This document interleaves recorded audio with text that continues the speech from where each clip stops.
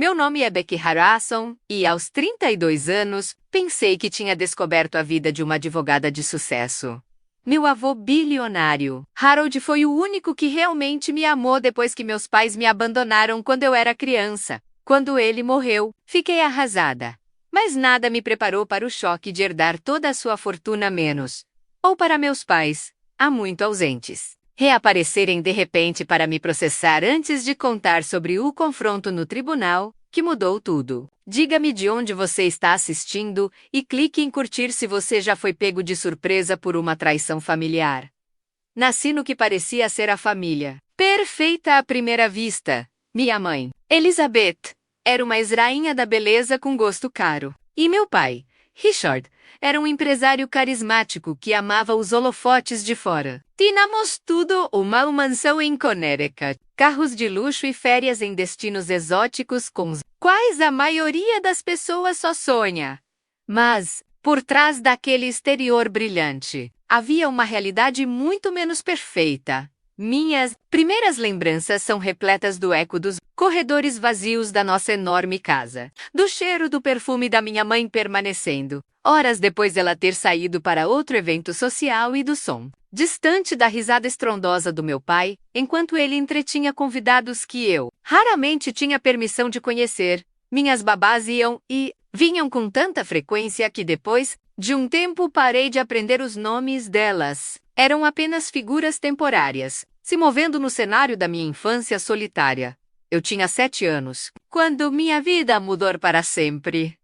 Lembro-me de estar sentado na minha cama, cercado por bichos de pelúcia, enquanto meus pais entravam no meu quarto com malas. Becky, querida, disse minha mãe, com uma voz doce, mas os olhos já fixos em mim. Papai e eu temos uma viagem de negócios muito importante. Você vai ficar com o vovô Harold por um tempo. Quanto tempo é um tempinho? Perguntei, agarrando meu ursinho de pelúcia favorito.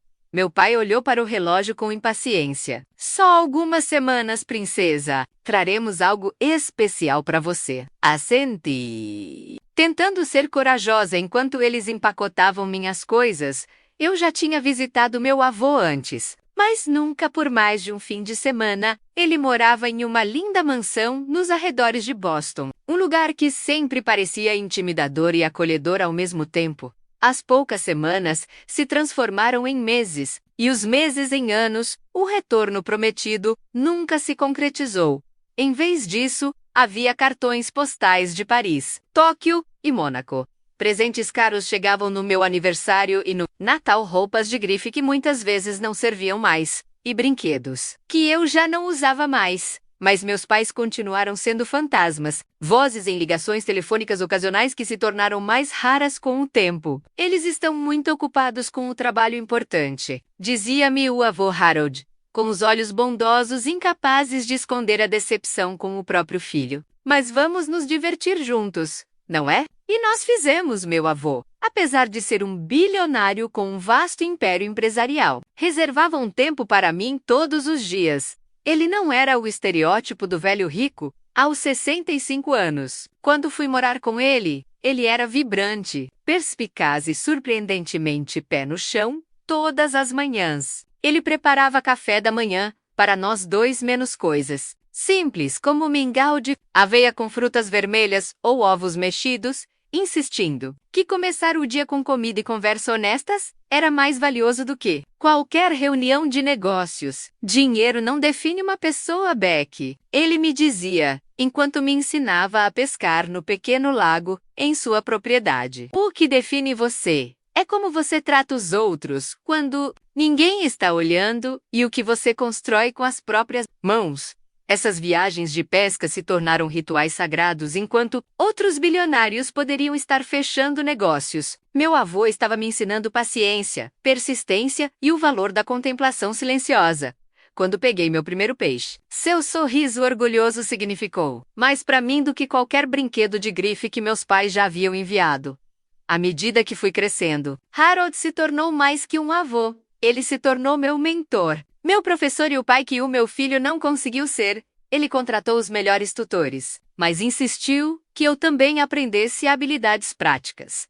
Aprendi a trocar um pneu, a equilibrar um talão de cheques e a cozinhar uma refeição adequada, além das minhas aulas de matemática, literatura e ciências. O mundo nem sempre será gentil com você, ele dizia. Mas se você conseguir cuidar de si mesmo e pensar com clareza, nunca estará à mercê de ninguém. Meus pais ocasionalmente entravam em nossas vidas como tornados. Interrompendo a existência pacífica que Harold e eu havíamos construído, eles chegavam sem avisar em carros caros, trazendo consigo o cheiro de luxo e caos. Essas visitas inevitavelmente seguiam o mesmo padrão. Cumprimentos efusivos, explicações vagas sobre sua ausência prolongada e, por fim, discussões abafadas com meu avô que eles achavam que eu não conseguia ouvir. Ela é nossa filha, não sua! Meu pai sussurrava. Então haja como o pai dela. Harold responde a sua voz normalmente, gentil se transformando em aço.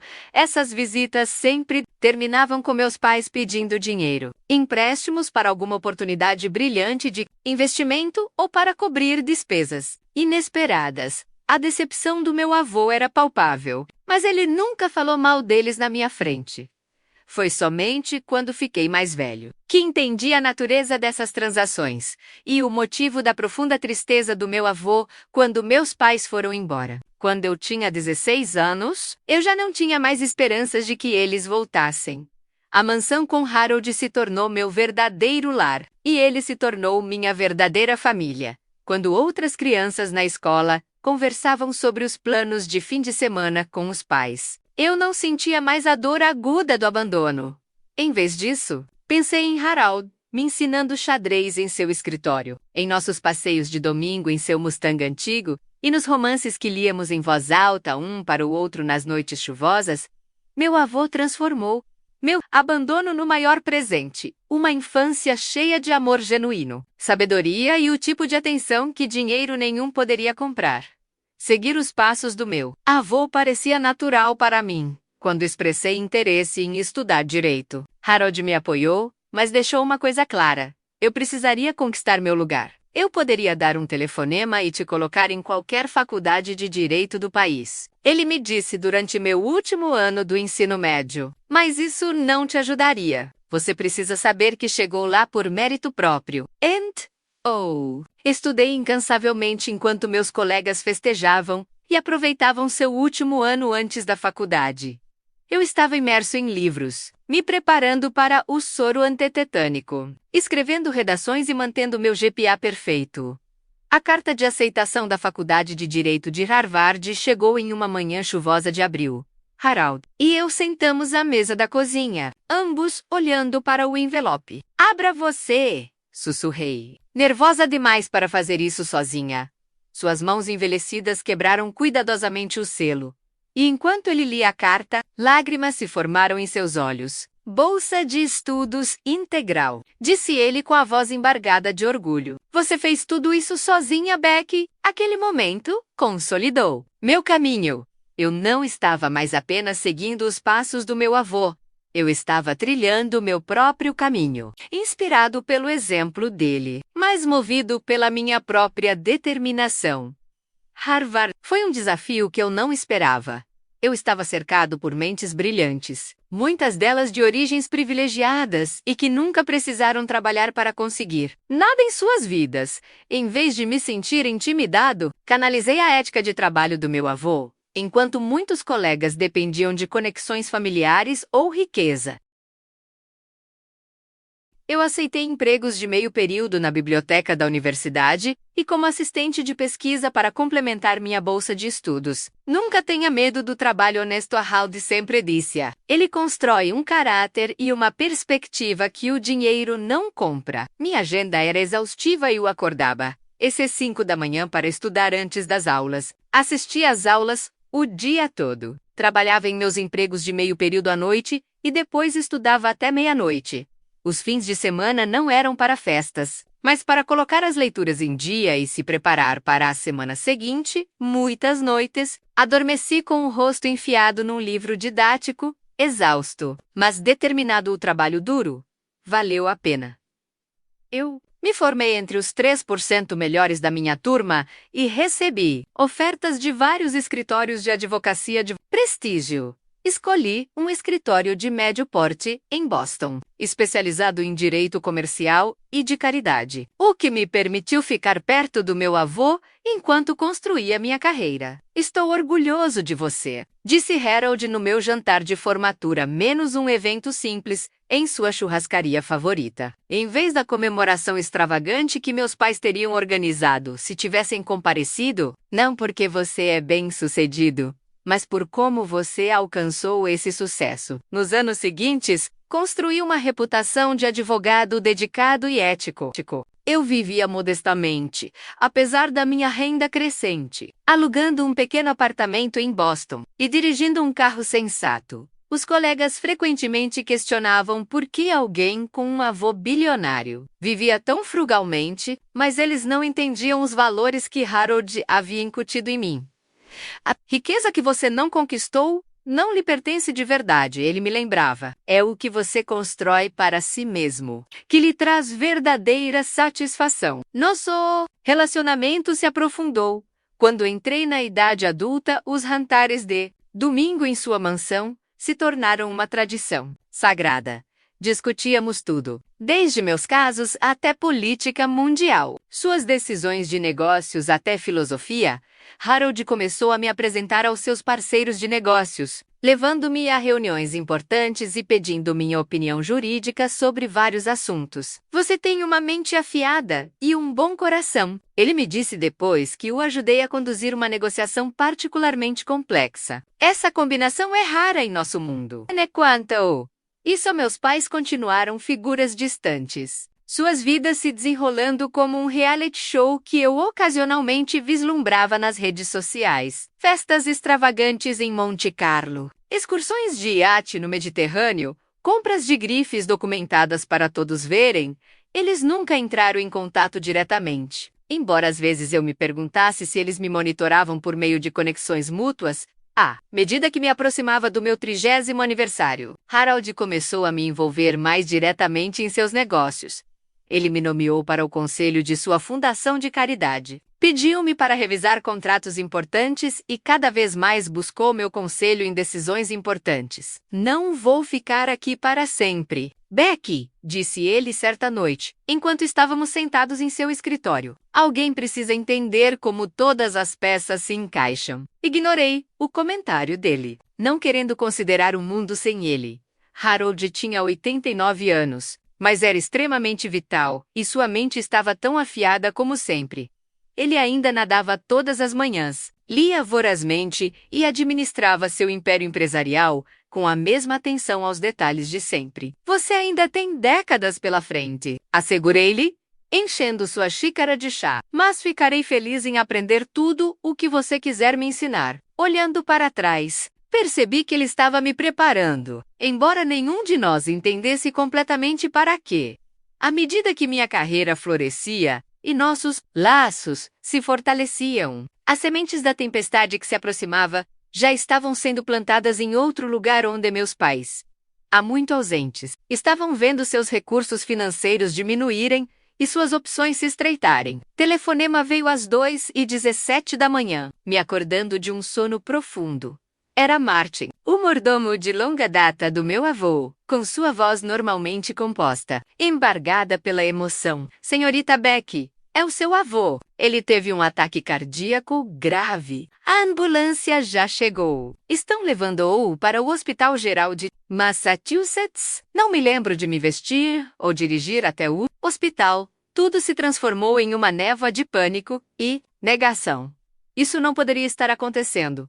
Não com Harold. Ele era muito forte, muito vital, o centro imóvel do meu universo. Quando cheguei, ele já estava estabilizado, mas inconsciente. Na unidade de terapia intensiva, o rosto do médico me disse tudo antes mesmo que ele dissesse uma única palavra. Estamos fazendo tudo com o que podemos. Mas, dada a idade dele e a gravidade do evento cardíaco, você deve se preparar. As próximas horas são cruciais. Fiquei sentada ao lado da cama dele a noite toda, segurando sua mão, contando histórias sobre nossas viagens de pesca, nossas partidas de xadrez e todas as lições que ele me ensinou. Por volta do amanhecer, seus olhos se abriram e encontraram os meus com uma clareza surpreendente. Becky? Sussurrou ele, a voz quase inaudível por causa do apito das máquinas. Você foi a maior alegria da minha vida. Guarde suas forças, insisti, apertando sua mão. Você vai ficar bem. Ele deu um leve sorriso. Sempre prático, como eu te ensinei. Escute-me agora. Está tudo organizado. James tem os papéis. Confie nele e confie em si mesmo. Vovô, por favor, implorei, com lágrimas escorrendo pelo meu rosto. Estou orgulhoso de você, disse ele, apertando minha mão cada vez menos. Lembre-se do que importa. Essas foram suas últimas palavras para mim. 1 hora depois, Harold Harrison, o homem que moldou minha vida de todas as maneiras significativas, se foi. Fiquei ali sentado, entorpecido, ainda segurando sua mão fria, incapaz de compreender o mundo sem ele. O funeral foi realizado 3 dias depois, um serviço simples e elegante, exatamente como Harold teria desejado. Ele havia deixado instruções explícitas. Nada de exibições extravagantes, nada de longos elogios. Apenas uma reunião daqueles que realmente o conheciam para se despedir. Fiquei em estado de choque cumprimentando os enlutados, aceitando condolências de colegas de trabalho, funcionários da casa e amigos que eu conhecia desde a infância. Então eles apareceram. Meus pais, Elizabeth e Richard Harrison, estavam vestidos de preto, com expressões de pesar apropriadas. Já fazia quase 2 anos desde a última vez que os vi em uma festa de caridade, onde eles reconheceram brevemente minha presença antes de desaparecerem na multidão de celebridades. Becky, querida, disse minha mãe, beijando-me no ar perto da bochecha com seu perfume inebriante. Que tragédia terrível! Seu pai e eu viemos assim que soubemos. Meu pai assentiu solenemente, tocando brevemente meu ombro com a mão. Harold era um grande homem. Um verdadeiro titã. Suas palavras soaram vazias, sentimentos ensaiados que não conseguiram captar nada de real sobre o homem que me criou. Durante todo o culto, eles se posicionaram de forma proeminente, cumprimentando os amigos ricos e parceiros de negócios de Harold, com charme ensaiado. Notei que eles estavam reunidos com James Thornton, o advogado de longa data do meu avô. Menos a conversa era intensa e abafada. Leitura do testamento foi marcada para o dia seguinte no escritório de James. Cheguei cedo, emocionalmente esgotado, mas determinado a honrar quaisquer desejos que meu avô tivesse deixado para trás. Meus pais já estavam lá, sentados perto de James, conversando sobre preços de imóveis em Mônaco. Agora que todos estão aqui, podemos começar, disse James, com uma voz formal, mas gentil. Ele foi amigo e consultor jurídico do meu avô por mais de 40 anos. E eu o conheci a vida toda. James começou a ler o preâmbulo legal. A linguagem formal me invadiu. Eu mal estava prestando atenção até que meu nome cortou a névoa da minha dor. Para minha querida neta, Rebecca Lynn Harrison, deixo todo o meu patrimônio, incluindo todos os ativos comerciais, imóveis, investimentos financeiros, pertences pessoais e fundações de caridade. Com as seguintes estipulações, a sala ficou em silêncio. Olhei para cima e vi o rosto da minha mãe congelado em choque. A pele do meu pai escurecendo até ficar com um vermelho perigoso. Isso não pode estar certo, interrompeu meu pai. Deve haver algum engano. James continuou como se não tivesse falado nada. O valor total do espólio é de aproximadamente 4,7 bilhões de dólares dos Estados Unidos, com detalhes de todos os bens anexados no apêndice autor. Minha mãe soltou um pequeno som estrangulado. Meu pai se levantou abruptamente, sua cadeira raspando no chão de madeira. Isso é absurdo. Somos filhos únicos dele. Ela o manipulou na velhice. James permaneceu imperturbável. O Sr. Harrison estava em perfeito juízo quando atualizou seu testamento, há 5 anos. Está tudo em ordem, garanto. 5 anos atrás. O momento certo me marcou. Foi mais ou menos nessa época que me formei na faculdade de Direito. quando recusei a oferta de Harold de um apartamento de luxo e escolhi seguir meu próprio caminho. Depois que meus pais saíram furiosos, James me entregou um envelope lacrado. Harold me pediu para lhe entregar isso em particular. Dentro havia uma carta escrita à mão, com a letra elegante de Harold fluindo pela página.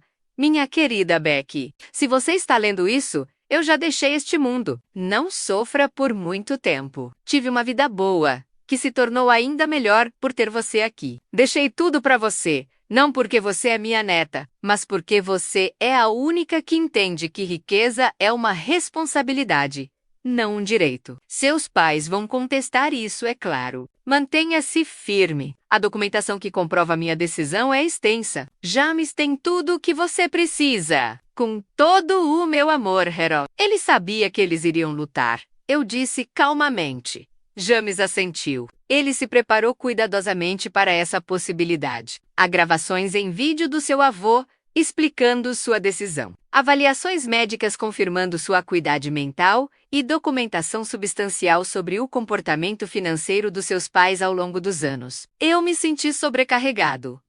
De repente, eu não estava mais apenas sofrendo pela morte do meu avô, eu estava herdando um império empresarial, uma fortuna enorme e uma batalha legal iminente com meus próprios pais. O que acontece agora? Perguntei. Seus pais provavelmente entrarão com uma ação judicial contestando o testamento. Considerando o valor envolvido, eles contratarão os melhores advogados que encontrarem. Mas Harold foi extremamente minucioso. Se você escolher lutar, você tem um caso forte. Se eu escolher lutar, claro que lutarei. Esse era o desejo dele. James deu um leve sorriso. Ele disse que você diria exatamente isso. Ele disse que você diria exatamente isso. Quando saí do escritório dele, meu telefone começou a vibrar com notificações. De alguma forma, a notícia da herança já havia vazado para a imprensa. Morte do meu avô e a enorme fortuna que ele deixou para sua neta. Herdeira surpresa em nome do seu próprio filho foram notícias de última hora. Quando cheguei ao meu carro, eu tinha 17 chamadas perdidas, incluindo 3 do advogado dos meus pais. A batalha havia começado. O processo chegou 3 dias depois, entregue por um mensageiro que parecia desconfortavelmente ciente de seu conteúdo. Meus pais estavam contestando o testamento, alegando que meu avô havia sido indevidamente influenciado e não tinha capacidade testamentária quando mudou seu testamento. Em termos mais simples, eles estavam alegando que eu havia manipulado um velho senil. Nada poderia estar mais longe da verdade, Harold. Harrison foi extremamente perspicaz até seu último dia, tomando decisões empresariais complexas e lendo vorazmente. Qualquer pessoa que o conhecesse testemunharia sua acuidade mental. Mas isso não importava para meus pais ou para a poderosa equipe jurídica que eles haviam reunido. Liderada por Lawrence Winters, um notório advogado de litígios imobiliários, conhecido por táticas agressivas, o circo da mídia começou quase imediatamente. O New York Times publicou uma matéria intitulada Harrison Billions, Família em Guerra. O Business Insider publicou uma análise detalhada do império do meu avô e especulou sobre minha capacidade de administrá-lo. Sites de fofoca investigaram minha vida pessoal, publicando fotos da faculdade e especulando sobre meu status de relacionamento, da noite para o dia. Passei de uma advogada respeitada, mas anônima, para a herdeira bilionária cujo rosto estava estampado em jornais e sites. Meus pais não perderam tempo em lançar sua campanha publicitária. Eles deram uma entrevista exclusiva para uma grande rede de TV, se retratando como pais amorosos e preocupados que apenas me deram espaço para crescer de forma independente. Em vez de me abandonar, eles pintaram Harold como um homem brilhante, mas cujas faculdades haviam declinado, manipulado por uma neta que havia conquistado sua confiança. Estamos com um coração partido, disse minha mãe, enxugando os olhos secos com um lenço com monograma. Não só por nós, mas por Harold. Ele não gostaria que seu legado fosse mal administrado por alguém sem a experiência adequada. A ironia era impressionante. Essas pessoas que efetivamente me abandonaram por 25 anos agora se apresentavam como guardiões, preocupados com o legado do meu avô. A pressão se intensificou quando comecei a receber ameaças anônimas, e-mails me alertando para aceitar o acordo, ou então, um tijolo na janela do meu apartamento com um bilhete que dizia: vadia gananciosa. Especialistas em segurança que contratei rastrearam alguns desses casos até indivíduos com conexões com antigos parceiros comerciais do meu pai, sugerindo orquestração em vez de assédio aleatório. Eu precisava de representação legal que pudesse corresponder à equipe dos meus pais. Após várias consultas, escolhi Thomas Blackwell, um advogado especializado em direito patrimonial de 70 anos, com reputação de ética sólida e uma mente estratégica brilhante. Ele não era chamativo como Lawrence Winters, mas tinha algo mais valioso: um profundo conhecimento da lei e uma crença inabalável na justiça. Eles têm dinheiro e são espertos, disse Thomas durante nosso primeiro encontro. Mas temos a verdade e o planejamento cuidadoso do seu avô do nosso lado. Nunca subestime o poder de uma preparação completa. Thomas reuniu uma equipe de investigadores que começou a investigar as finanças dos meus pais. O que eles descobriram foi impressionante. Anos de gastos extravagantes deixaram meus pais profundamente endividados. Eles alavancaram tudo em investimentos de alto risco que falharam. Espetacularmente, havia dívidas de jogo em nome do meu pai em cassinos de Mônaco e Macau. Minha mãe tinha uma dívida de cartão de crédito superior a $2 milhões dos Estados Unidos, principalmente em joias e compras de roupas. Eles estão desesperados, explicou Thomas, mostrando-me os relatórios financeiros. Para eles, esta herança não se trata apenas de um legado familiar. Trata-se de sobrevivência financeira. Ainda mais perturbadores foram os registros que mostram que, nos 6 meses anteriores à morte do meu avô, meus pais fizeram várias tentativas de contato com ele após anos de interação mínima. Os registros telefônicos mostravam dezenas de chamadas. Imagens de segurança de sua propriedade capturaram 3 visitas não anunciadas que Harold recusou. Eles perceberam que sua saúde estava piorando e estavam se posicionando como abutres, circulando. Também descobrimos que eles abordaram vários ex-funcionários da Harrison Enterprises, oferecendo dinheiro por qualquer informação que pudesse sugerir o declínio mental de Harold. Maioria recusou, leal ao meu avô mesmo depois de deixar seu emprego. Mas alguns aceitaram o dinheiro, dando declarações vagas sobre Harold, ocasionalmente esquecer nomes ou parecer cansado em reuniões. Ocorrências normais para qualquer pessoa na faixa dos 80 anos que a equipe jurídica dos meus pais estava distorcendo como evidência de demência. À medida que a data do julgamento se aproximava, recebi uma ligação inesperada de Sophia Shum, ex-assistente executiva do meu avô, que havia se aposentado 3 anos antes. Tenho assistido ao noticiário, Becky, disse ela com a voz carregada de raiva. As coisas que seus pais estão dizendo sobre Harold são desprezíveis. Trabalhei com ele por 20 anos. Ele era mais perspicaz aos 89 anos do que a maioria dos seus aos 50. Tenho cadernos, gravações de reuniões, evidências da clareza mental dele. Se precisar que eu testemunhe ou testemunho. Sofia não foi a única. Antigos parceiros de negócios, funcionários domésticos e até mesmo os médicos de Harold começaram a entrar em contato, oferecendo apoio e evidências. Essas pessoas conheciam e respeitavam meu avô e ficaram indignadas com a narrativa falsa que meus pais estavam criando. Thomas e sua equipe compilaram todas essas evidências, construindo um caso abrangente que demonstra não apenas a contínua agudeza mental de Harold, mas também documenta o histórico de irresponsabilidade financeira dos meus pais e seu reaparecimento suspeito na vida de Harold quando sua saúde começou a piorar. Estamos em uma posição forte, garantiu-me Thomas na noite anterior ao início do julgamento. Mas o litígio é sempre imprevisível. Você está preparado para amanhã? Assenti. Embora meu estômago estivesse embrulhado, eu estaria diante dos meus pais no tribunal, observando-os tentar destruir a reputação do meu avô e invalidar seus últimos desejos. Quando eu estava saindo do escritório de Thomas, meu telefone tocou com um número desconhecido. Era Lawrence Winters, o advogado dos meus pais. Senhorita Harrison, disse ele suavemente. Pensei que poderíamos discutir um acordo antes que as coisas fiquem desnecessariamente contenciosas amanhã. Meus clientes estão dispostos a desistir do processo em troca de 40% do patrimônio. Isso economizaria muito tempo, dinheiro e constrangimento público para todos. Sr. Winters, respondi, mantendo a voz firme. Por favor, informe aos seus clientes que não tenho interesse em um acordo. Os desejos do meu avô eram claros e pretendo honrá-los integralmente. Vejo-o no tribunal amanhã. Desliguei antes que ele pudesse responder, minhas mãos tremendo, mas minha determinação firme.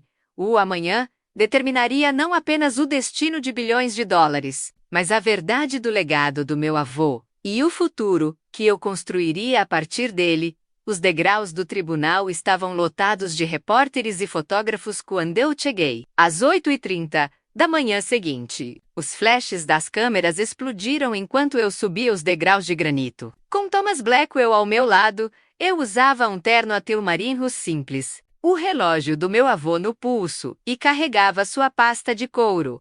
Gasta menos um testemunho silencioso de sua presença comigo. Não se envolva com a imprensa, murmurou Thomas. Mantenha o olhar voltado para a frente e a expressão neutra. Lá dentro! O tribunal já estava fervilhando de atividade. Meus pais sentaram-se à mesa do autor, menos minha mãe vestia Chanel. Meu pai vestia o que reconheci como um terno Brioni personalizado.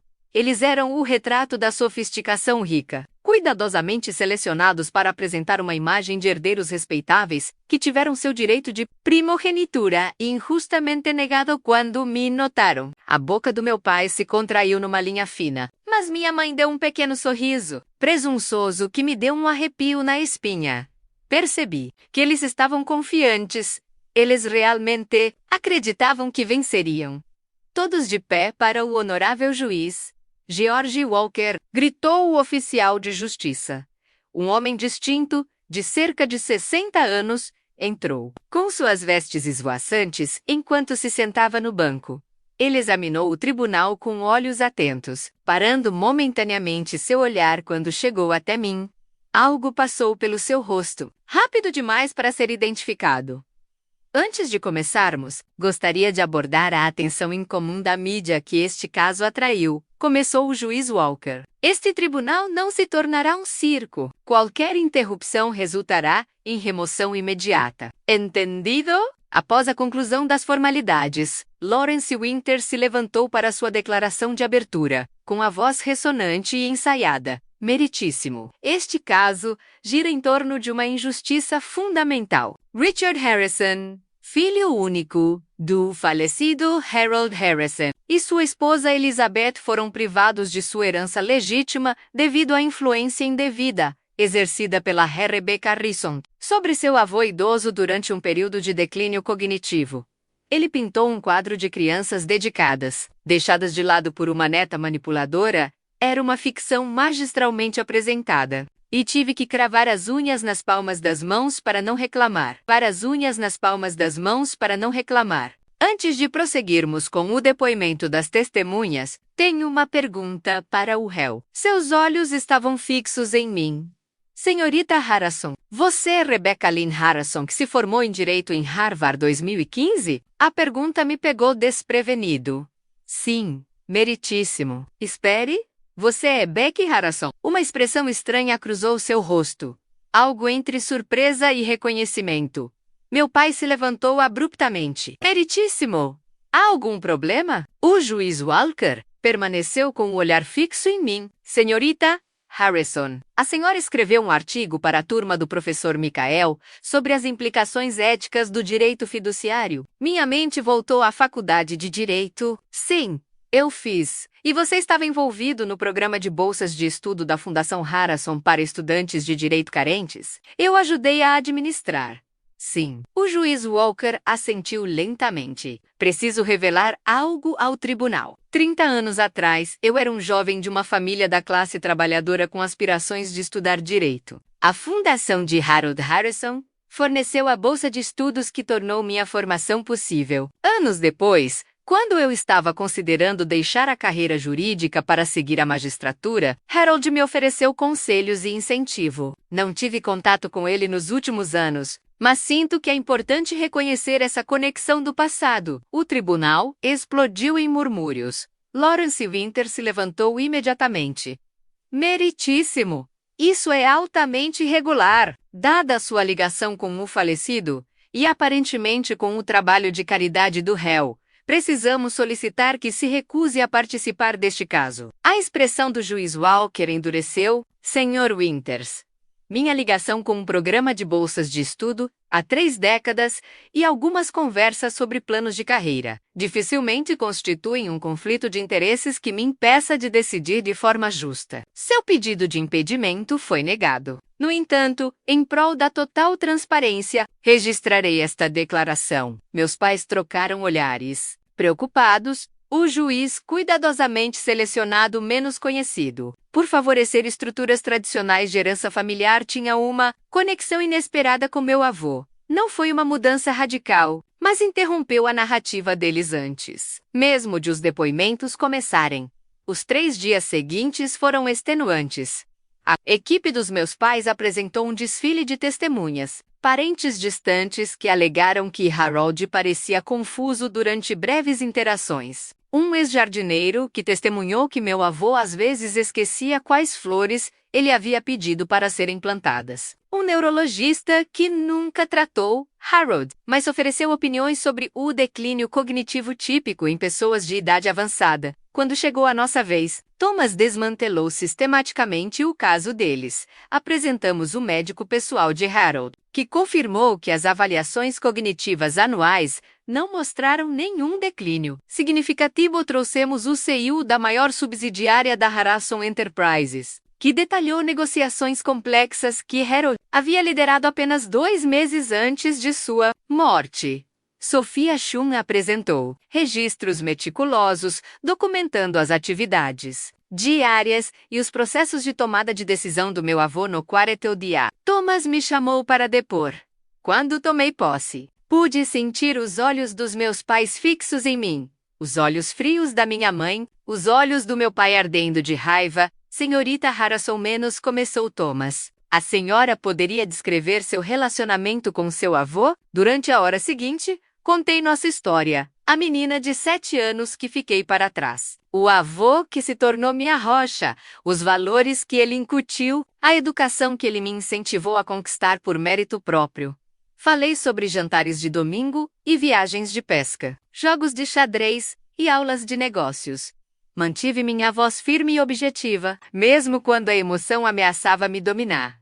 Você já pressionou seu avô em relação ao testamento ou herança dele? Não, nunca conversamos sobre isso. Eu nem sabia que ele tinha mudado o testamento até depois que ele faleceu. Durante o interrogatório, Lawrence Winters tentou me retratar como calculista e manipulador, sugerindo que eu havia deliberadamente afastado meu avô dos meus pais. Permaneci calmo, respondendo com sinceridade e diretamente, recusando-me a dar respostas emocionais. Depois que me demiti, Thomas fez um pedido inesperado. Meritíssimo. Gostaríamos de apresentar provas em vídeo. Pouco antes de sua morte, Harold Harrison gravou uma declaração explicando suas decisões em relação ao seu patrimônio. O tribunal ficou em silêncio enquanto a tela se iluminava com a imagem do meu avô. Ele estava sentado em seu escritório, alerta e sereno, com seus olhos azuis claros e diretos. Eu, Harold Harrison, estou gravando esta declaração em 10 de abril de 2024, na presença do meu advogado James Thornton e da doutora Sarah Miller, que conduziu uma avaliação cognitiva completa, que, segundo entendo, será incluída nesta gravação. Ele explicou o seu processo de decisão de forma clara e metódica, explicando por que escolheu deixar sua propriedade para mim e não para meus pais. Meu filho, Richard e sua esposa Elizabeth abandonaram a filha aos meus cuidados quando ela tinha 7 anos. Embora eu tenha valorizado a criação de Becky e a considere uma das maiores bênçãos da vida, a negligência deles com o dever parental foi inconcebível. Além disso, eles demonstraram irresponsabilidade financeira persistente. buscando repetidamente empréstimos que nunca pagaram e se envolvendo em gastos irresponsáveis que esgotaram os consideráveis recursos que já possuíam. Então, veio a bomba. Meu avô produziu um documento na tela. Este é um acordo legal assinado por Richard e Elizabeth Harrison em 2006, no qual eles renunciaram explicitamente a todas as reivindicações futuras sobre meu patrimônio em troca de um pagamento único de $50 milhões dos Estados Unidos. Eles estavam com dívidas significativas na época e solicitaram esse acordo. Cumpri minha parte do acordo. Agora, eles estão tentando violar a deles. Suspiros ecoaram pelo tribunal, rosto do meu pai ficou sem cor. Minha mãe estava sussurrando freneticamente para Lawrence Winters, que parecia genuinamente surpreso, sugerindo que esse documento não havia sido revelado a ele. Concluindo, continuou meu avô, estou em sã consciência. Tomando esta decisão com plena compreensão de suas implicações, acredito que Becky Harrison será uma administradora responsável do legado Harrison, mantendo nossos interesses comerciais com integridade e prosseguindo nossa missão filantrópica com compaixão. Este é o meu último desejo. Quando o vídeo terminou, o silêncio pairava no tribunal.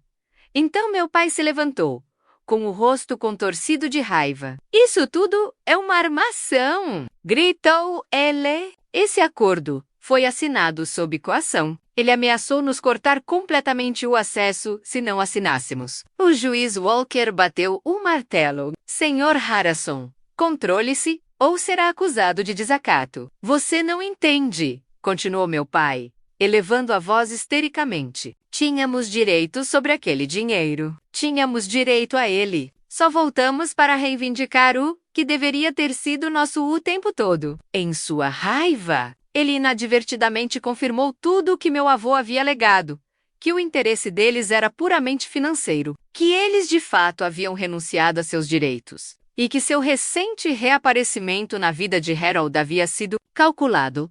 O juiz pediu ordem, e depois, um breve recesso. Quando o tribunal foi retomado 2 horas depois, Lawrence Winters tentou atenuar os danos, argumentando que o acordo deveria ser inadmissível ou inválido, mas o fundamento legal havia mudado sob eles. Em sua declaração final, Thomas foi comedido e direto. Meritíssimo! Apresentamos provas claras de que Harold Harrison estava em sã consciência ao fazer seu testamento, que suas decisões foram racionais e bem ponderadas, e que os autores renunciaram legalmente ao direito de contestar essas decisões anos atrás. A Ré demonstrou seu compromisso em honrar o legado de seu avô. Enquanto os autores revelaram que suas verdadeiras motivações eram puramente financeiras, solicitamos que mantenha os últimos desejos de Harold Harrison. O juiz Walker deliberou por menos de 1 hora. Antes de retornar com sua decisão, após analisar todas as provas e depoimentos apresentados neste caso, não encontro fundamentos para invalidar o testamento de Harold Harrison. O falecido estava claramente em sã consciência ao tomar suas decisões testamentárias, e os autores renunciaram anteriormente ao direito de contestar tais decisões por meio de um acordo juridicamente vinculativo. Além disso, a conduta dos autores ao longo deste processo demonstrou a sensatez da decisão de Harold Harrison. O testamento permanecerá como escrito, com Rebecca Lynn Harrison como única herdeira do espólio de Harrison. Meus pais saíram furiosos do tribunal, sem olhar para mim. Enquanto os repórteres gritavam do lado de fora, Thomas me guiou por uma saída privada, protegendo-me do frenesi da mídia. Acabou, disse ele gentilmente. Você honrou os desejos do seu avô, mas, como eu logo descobriria, algumas batalhas terminam apenas para dar lugar a diferentes tipos de guerras, e as feridas familiares são mais profundas do que qualquer vitória legal pode curar. 2 dias após o término do julgamento, o advogado dos meus pais solicitou uma reunião contra o conselho de Thomas. Concordei em vê-lo uma última vez na sala de conferências do seu escritório de advocacia. Eu queria um encerramento menos algum tipo de resolução. Para esse capítulo doloroso antes de assumir plenamente as responsabilidades que meu avô havia me confiado, Cheguei cedo e aproveitei um momento para me recompor na elegância silenciosa da sala de conferências, quando a porta se abriu. Meus pais entraram, parecendo consideravelmente menos polidos do que no tribunal. O rosto do meu pai estava abatido. A roupa de grife da minha mãe estava ligeiramente amassada, como se eles finalmente tivessem começado a sentir o peso da derrota. Obrigado por concordar em nos encontrar, começou Lawrence Winters, com um tom profissionalmente neutro. Meus clientes gostariam de discutir possíveis caminhos a seguir. Olhei diretamente para meus pais. Prefiro ouvir deles diretamente. Meu pai pigarreou. O juiz já tomou a decisão. Não estamos mais aqui para contestar isso. Então, por que você está aqui? Perguntei, mantendo o tom de voz calmo. Para discutir os arranjos, disse minha mãe, com a voz suavizando de um jeito que eu reconhecia da infância quando ela queria alguma coisa. A família deve se apoiar, Becky. Apesar de tudo, ainda somos uma família. Família? A palavra soou amarga na minha língua. Você me abandonou quando eu tinha 7 anos. Você escolheu viagens de luxo e festas em vez de criar seu filho. Você só está sentado aqui agora porque quer dinheiro. Então, por favor, pare de fingir que isso é sobre família. Minha franqueza pareceu pegá-los desprevenidos. As expressões praticadas desapareceram, revelando vislumbres de seus verdadeiros eus. Por que você me deixou? Perguntei, menos a pergunta que eu guardava dentro de mim há 25 anos finalmente escapando. Eu era uma criança, sua filha. Como você pôde simplesmente ir embora e nunca olhar para trás? Minha mãe desviou o olhar, mas meu pai manteve contato visual, com o maxilar tenso. Éramos jovens, disse ele, secamente. Elizabeth nunca quis ter filhos, mas meu pai insistiu que tivéssemos um herdeiro. Quando surgiu a oportunidade de negócio na Europa, pareceu mais simples deixar você com ele. De qualquer forma, ele sempre foi melhor com você. A crueldade casual de sua explicação me surpreendeu. Mais simples. Você está falando em abandonar sua filha. Você foi bem cuidado, interrompeu minha mãe. Harold lhe deu tudo, exceto pelos pais que me amavam. Respondi. Tudo, menos isso. Um silêncio desconfortável encheu a sala. Lawrence Winters se remexeu na cadeira, claramente desconfortável com o rumo pessoal que a conversa havia tomado. Vamos ser práticos, disse meu pai finalmente. Você herdou bilhões, certamente. Há espaço para algum acordo que reconheça a nossa posição como filho e nora de Harold. E eu os estudei, esses estranhos que compartilhavam meu sangue. Pensei muito nisso. Estou disposto a lhe oferecer um acordo, mas com condições. Deslizei um documento sobre a mesa.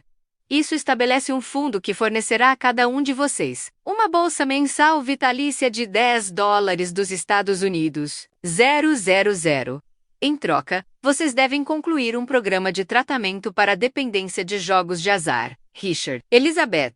Vocês participarão de aconselhamento sobre responsabilidade financeira. Ambos prestarão 100 horas de serviço comunitário anualmente em organizações que ajudam crianças abandonadas. O rosto do meu pai ficou vermelho.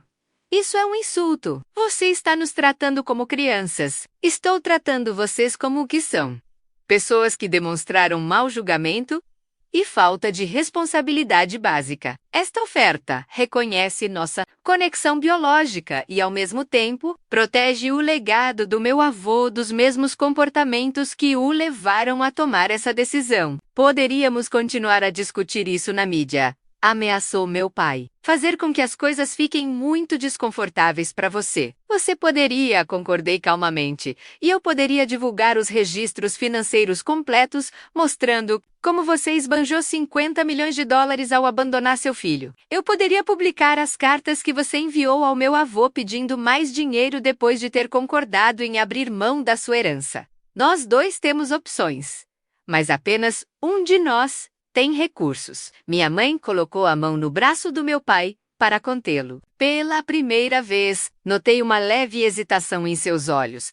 Talvez a primeira emoção genuína que vi nela. Richard, por favor, ela disse calmamente. Então, para mim, precisaremos de tempo para considerar isso. Leve o tempo que precisar. Respondi, levantando-me para sinalizar o fim da reunião. A oferta permanece válida por 30 dias. Depois disso, sigo em frente com a minha vida, menos com ou sem você nela. Quando eles saíram, menos meu pai avançando furioso enquanto minha mãe permaneceu brevemente na porta. Senti uma estranha mistura de tristeza e alívio. Eu finalmente confrontei as duas pessoas que moldaram minha vida durante sua ausência. E fiz isso nos meus termos. 2 semanas se passaram sem notícias. Então, minha assistente me informou que Elizabeth Harrison, minha mãe, havia solicitado uma reunião privada. Curioso, mas cauteloso, concordei em enviá-la em um pequeno café perto do meu escritório. Ela chegou sozinha, vestida de forma mais simples do que eu já a tinha visto, menos com calças e um suéter de cachemir, em vez de seu traje de grife habitual. Enquanto ela se sentava à minha frente, notei linhas finas ao redor dos seus olhos que haviam sido escondidas pela maquiagem durante o julgamento. Richard e eu nos separamos, disse ela sem rodeios. Depois do julgamento. Depois que tudo veio à tona. Menos, eu não conseguia mais fingir. Fiquei em silêncio, esperando que ela continuasse. Eu estava pensando no que você disse sobre te abandonar. Seus dedos acariciaram nervosamente a borda do copo d'água. Eu tinha 23 anos quando tive você. Linda, mimada, acostumada a ser o centro das atenções. Um bebê não se encaixava na vida que eu queria. Ela fez uma pausa, parecendo procurar palavras. Eu sei que isso não é desculpa. Não há desculpa. Não, concordei baixinho. Não tem suas condições, continuou ela após um momento. Eu as aceitarei. Todas elas. Não porque eu precise do dinheiro, embora Deus saiba que preciso agora. Mas porque? Hesitou. Talvez esteja na hora de eu tentar ser algo mais do que tenho sido. Estudei seu rosto, procurando por sinais de manipulação ou engano, o charme praticado que ela sempre usou com tanta eficácia. Em vez disso, vi algo desconhecido. Vulnerabilidade. E Richard? Perguntei. Ele se recusa. O orgulho dele não o deixa aceitar seus termos. Ele está em Las Vegas agora, convencido de que pode ganhar o suficiente para recomeçar. Ela balançou a cabeça. Triste. Alguns padrões nunca mudam. Conversamos por quase 2 horas, menos mais tempo do que havíamos conversado em toda a minha vida adulta. Não foi uma reconciliação milagrosa nem um final hollywoodiano. Houve silêncios constrangedores, verdades dolorosas, momentos de raiva da minha parte e justificativas defensivas da parte dela. Mas por baixo de tudo isso, havia um tênue fio condutor de algo que poderia, menos com tempo e esforço, se tornar compreensão. Não espero que você me perdoe, disse ela enquanto nos preparávamos para ir embora. Eu não faria isso no seu lugar, mas gostaria de ter a chance de conhecer você, a mulher extraordinária que você se tornou. Apesar de ter-me como mãe, eu não podia prometer a ela perdão ou um relacionamento entre mãe e filha que nunca existiu. Mas eu podia oferecer a ela a oportunidade na qual meu avô sempre acreditou. A chance de fazer escolhas melhores no futuro. Podemos começar com um acordo, eu disse. Um passo de cada vez. 3 meses depois, minha mãe começou a trabalhar como voluntária em um centro para crianças em lares adotivos. Ela começou a fazer terapia para lidar com o narcisismo, que havia definido suas escolhas de vida. Nosso relacionamento continuou complicado. Uma construção delicada de conversas hesitantes e limites cuidadosos. Não foi a história de reencontro que as pessoas esperavam, mas foi honesta e à sua maneira curativa. Meu pai tomou um caminho diferente. 6 meses após o julgamento, ele foi preso em Las Vegas por fraude de cheque. Uma tentativa desesperada de cobrir dívidas crescentes de jogo da prisão. Ele finalmente entrou em contato comigo, não com um pedido de desculpas, mas com um pedido de fiança e representação legal. Forneci um advogado, mas me recusei a pagar sua fiança, condicionando sua libertação à entrada em um programa de tratamento residencial para seu vício em jogos de azar. Por que você está ajudando ele? Minha mãe perguntou quando contei a ela. Porque o que o vovô teria feito? Respondi simplesmente. Ele sempre acreditou que as pessoas poderiam mudar se recebessem o apoio certo e os limites certos. Ainda não se sabia se meu pai aceitaria esse apoio. Mas eu honrei o legado do meu avô, oferecê-lo. Algumas feridas podem nunca cicatrizar. Completamente, alguns relacionamentos podem nunca realmente melhorar, mas ao oferecer aos meus pais um caminho a seguir, por mais estreito e condicional que fosse, eu havia escolhido a compaixão em vez da vingança. A possibilidade em vez da punição não se tratava de esquecer ou mesmo necessariamente perdoar. Tratava-se de me recusar a deixar que as piores escolhas deles ditassem as minhas, de quebrar ciclos em vez de perpetuá-los. Naquela decisão, ainda senti a sabedoria do meu avô me guiando. Um ano depois do drama do tribunal que transformou minha vida, eu estava no escritório do meu avô, agora meu escritório, observando as folhas de outono rodopiando pelos jardins da propriedade. A enorme mesa de carvalho onde Harold me ensinou xadrez, revisou contratos e compartilhou sua sabedoria, era agora onde eu conduzia o trabalho de administrar seu legado menos nosso legado. A transição de advogado para líder empresarial bilionário e filantropo foi, às vezes, avassaladora. O escrutínio da mídia acabou diminuindo à medida que novos escândalos capturaram a atenção do público. Mas o peso da responsabilidade nunca diminuiu. 4,7 bilhões de dólares dos Estados Unidos não foi apenas um número. Eram milhares de funcionários cujo sustento dependia de decisões acertadas. Dezenas de iniciativas de caridade que serviam comunidades vulneráveis e um nome de família que representava integridade e negócios por 3 gerações. Apesar da insistência de Thomas para que eu pudesse me afastar da minha carreira jurídica, mantive uma prática limitada, lidando com determinados casos pro bono. O trabalho me manteve com os pés no chão, conectado ao mundo real, de uma forma que viver exclusivamente em círculos bilionários nunca conseguiria. Meu avô sempre enfatizou a importância do trabalho significativo, independentemente da necessidade financeira. Momento em que você acredita que sua riqueza o torna superior ou isento de preocupações comuns, é o momento em que você perde sua humanidade. Ele me disse uma vez. Mantive essas palavras impressas e emolduradas na minha mesa, menos um lembrete diário dos valores que importavam. Mais do que a fortuna, a Fundação Harold Harrison se tornou meu foco principal. Expandi suas iniciativas educacionais, criando programas especializados para crianças que, menos como eu, sofreram abandono parental. Financiamos pesquisas sobre traumas e resiliência na infância. Estabelecemos programas de mentoria e criamos sistemas de apoio para avós que criam seus netos, homenageando a segunda fase inesperada da paternidade de Harold. Por meio da fundação, encontrei o juiz George Walker. Novamente, dessa vez como um colaborador e não como uma figura judicial, ele entrou em contato após o julgamento, oferecendo-se para ajudar a desenvolver um programa de bolsas de estudo jurídicas para estudantes carentes. Seu avô mudou o curso da minha vida. Ele me disse durante nosso primeiro encontro. Sem a base dele, eu nunca teria me tornado advogado, muito menos juiz. Gostaria de ajudar a criar essas oportunidades para outras pessoas. Ele se tornou um conselheiro valioso e, eventualmente, um amigo. Sua perspectiva me ajudou a navegar pela complexa intersecção de riqueza, poder e responsabilidade que definia minha nova realidade. Minha mãe continuou sua lenta jornada em direção à redenção. Nosso relacionamento continuou complicado, mas evoluiu para algo que nenhum de nós poderia imaginar durante aqueles dias tensos no tribunal. Ela trabalhou como voluntária regularmente na fundação, demonstrando um talento inesperado para se conectar com crianças de origens difíceis. Talvez sua própria experiência materna falha tenha lhe dado insights que me faltavam.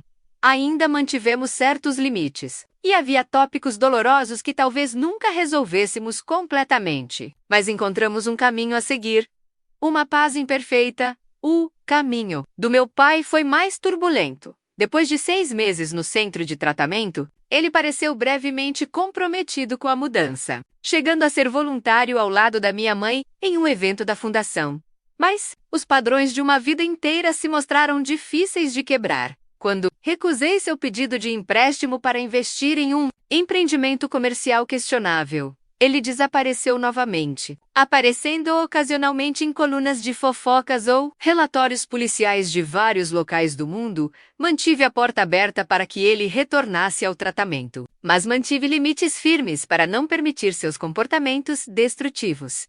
Em uma manhã fria de outubro, exatamente um ano após o julgamento, recebi uma visita na propriedade Martin. Agora meu mordomo, assim como havia sido do meu avô, anunciou sua chegada com carinho incomum. Senhorita Beck tem uma jovem aqui querendo vê-la. Ela é do programa educacional da Fundação. Olivia Taylor tinha 11 anos, olhos sérios e um comportamento cauteloso que reconheci. Imediatamente, ela foi selecionada como uma das primeiras beneficiárias de nossa nova bolsa de estudos para crianças em lares adotivos, um programa abrangente que apoiaria a sua educação até a faculdade se ela mantivesse seu desempenho acadêmico. Eu queria agradecer pessoalmente, disse ela, com a voz suave, mas determinada. Minha mãe adotiva disse que provavelmente era perda de tempo me candidatar a algo tão competitivo, mas eu me inscrevi mesmo assim. Enquanto caminhávamos juntos pelos jardins, Olivia relaxou gradualmente, fazendo perguntas atenciosas sobre meu avô, a fundação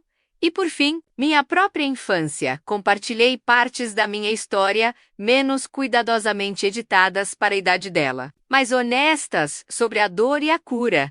Então você também não tinha paz? Na verdade, não. Ela observou com a perspicácia direta que as crianças costumam ter. Eu tive meu avô, corrigi gentilmente. Ele se tornou minha família. Família nem sempre é sangue. Às vezes são as pessoas que aparecem e ficam. Mais tarde naquela noite, depois que Olivia saiu com uma pilha de livros que Harold havia me recomendado, sentei-me no silêncio do seu, agora meu, escritório. Na parede havia um retrato do meu avô. Seus olhos gentis pareciam observar o ambiente com silenciosa aprovação. Acho que estou indo bem. Vovô, disse em voz alta para a sala vazia. Tô tentando construir algo que importe. Como o senhor me ensinou. A maior lição que Harold me deixou não foi como administrar bilhões ou administrar empresas. Embora ele também tenha me ensinado essas coisas, foi entender que a verdadeira riqueza está no que você construiu, no que você contribuiu e em quem você ajudou ao longo do caminho. A herança que mais importava não estava nas contas bancárias ou nas escrituras de propriedade. Estava nos valores, na sabedoria e no amor que ele investiu em mim. 3 meses depois de conhecer Olivia, comecei o processo de me tornar mãe adotiva. Não foi uma decisão que tomei de ânimo leve, mas pareceu a certa menos uma maneira de ampliar o círculo de cuidado que Harold havia criado quando acolheu sua neta, abandonada, a casa que antes parecia grande demais. Para mim, voltaria a ecoar com os sons de uma criança aprendendo, crescendo e se curando. Quando as pessoas me perguntam, hoje em dia, sobre a infame batalha pela herança que brevemente virou manchete nos tabloides, eu digo que não foi realmente uma questão de dinheiro, era sobre legado, sobre valores, sobre o tipo de pessoa que eu queria ser em um mundo que muitas vezes mede o valor em dólares e não em ações. Às vezes, a maior herança não é o que resta para você, mas o que você escolhe deixar para trás. Meu avô entendeu isso. Foi preciso perdê-lo, para que eu pudesse apreciar plenamente a verdadeira fortuna que ele me deu. Não os bilhões em suas contas bancárias, mas o projeto para uma vida significativa. Você já teve alguém em sua vida que lhe ensinou o que realmente importa, além da riqueza material? Eu adoraria ouvir suas histórias nos comentários abaixo. E se essa jornada ressoou com você, clique em curtir. Inscreva-se para ver mais histórias de superação de desafios familiares e compartilhe com alguém que precise se lembrar de que família é definida pelo amor, não pelo sangue. Obrigado por me acompanhar neste capítulo difícil, mas em última análise, curativo da minha vida.